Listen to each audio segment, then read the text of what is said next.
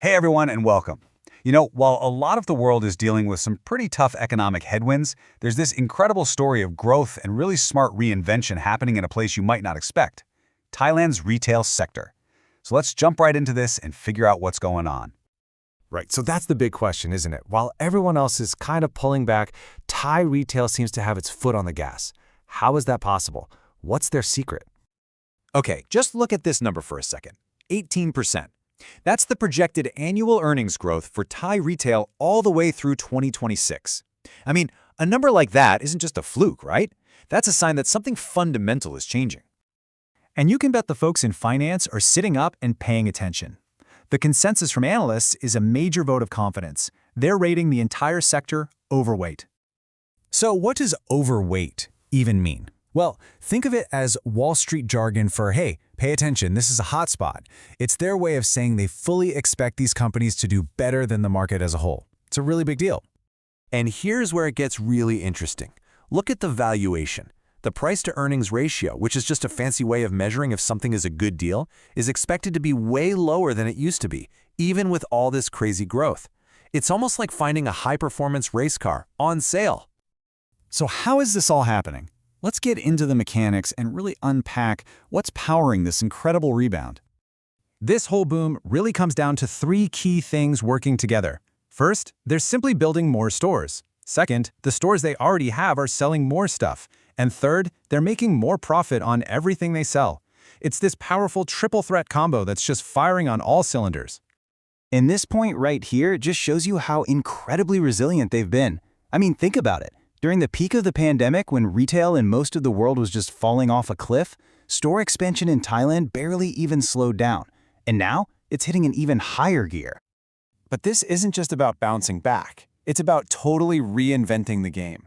And this, for me, is the most exciting part of the story: how Thai retailers are basically writing a whole new playbook. This slide just lays it all out perfectly. The old model of just building another giant mall or hypermarket, that's fading. The new way is all about being smarter, more targeted, and way more creative with where and how they set up shop, all to meet customers right where they are. And at the absolute heart of this new strategy is something called the hybrid model. You could think of it like a retail mashup.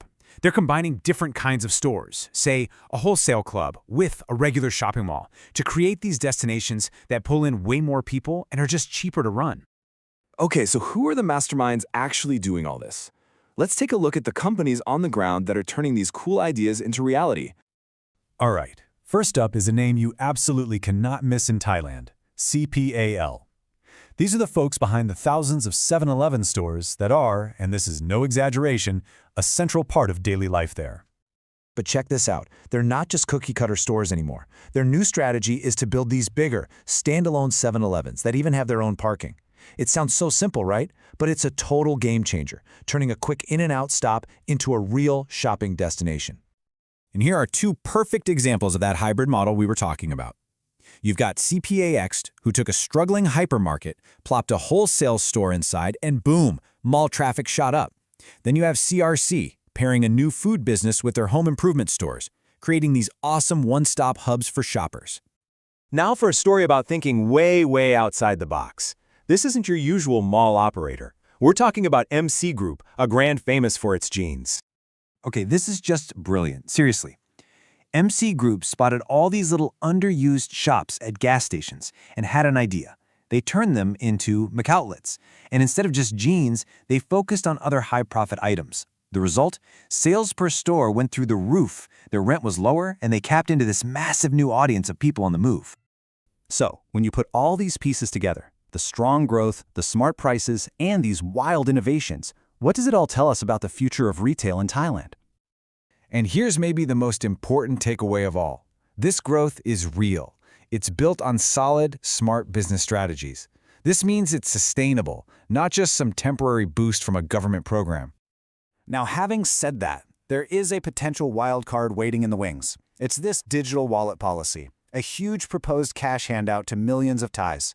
It's been delayed, but if it ever happens, it would be like pouring rocket fuel on an already roaring fire. We could see an even bigger explosion in spending. And that leaves us with one last really fascinating thought. What we're seeing in Thailand, maybe it's more than just a local success story.